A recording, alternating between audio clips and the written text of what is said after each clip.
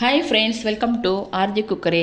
இந்த வீடியோவில் நம்ம மிளகு ரசம் தான் பார்க்க போகிறோம். குளிர்காலத்துக்கு ஏற்ற மாதிரி ஒரு மிளகு ரசம் தான் பார்க்க போகிறோம்.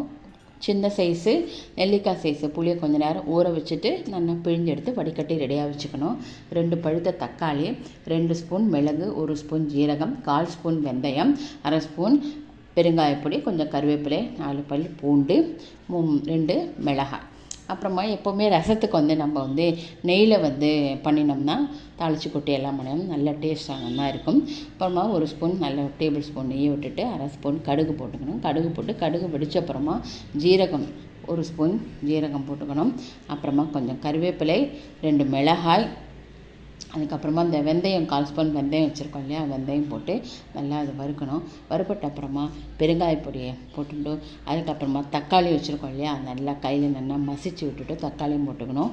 நல்லா அது வதங்கிட்டு இருக்கட்டும். அதுக்குள்ளே 2 ஸ்பூன் மிளகும், 1 ஸ்பூன் ஜீரகம், அப்புறமா 4 பல் பூண்டு நல்லா அது சதைச்சி நம்ம எடுத்துட்டு கோர்ஸாக பொடி பண்ணிவிட்டு நம்ம பூண்டை வேணாலும் நசுக்கி எடுத்தும் போடலாம்.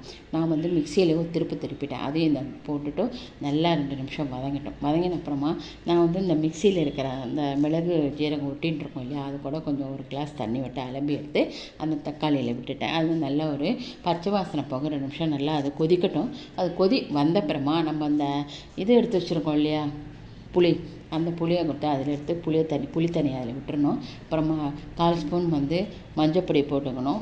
இதுக்கு ரசத்துக்கு தேவையான உப்பும் போட்டுட்டு எல்லாம் கூட ஒரு சிம்மில் வச்சு ஒரு கொஞ்சம் நேரம் ஒரு 5 நிமிஷம் ஒரு கொதி அப்போ புளி விட்டுட்டு ஒரே ஒரு கொதி வந்த அப்புறமா ஸ்டவ்வை நம்ம அணைச்சிட்டு நம்ம இதுக்கு நான் சின்ன துண்டு வெல்லமும் போட்டிருக்கேன். உங்களுக்கு விருப்பப்பட்டால் வெல்லம் போட்டுக்கலாம். போட்டுட்டு கடைசியில் ஸ்டவ் அணைச்சிட்டு நம்ம இந்த கொத்தமல்லி தூவியாச்சுன்னா நல்ல டேஸ்டான மிளகு ரசம் தயாராகிடும்.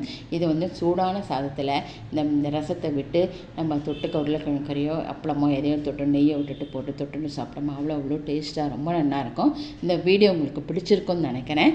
தேங்க்யூ.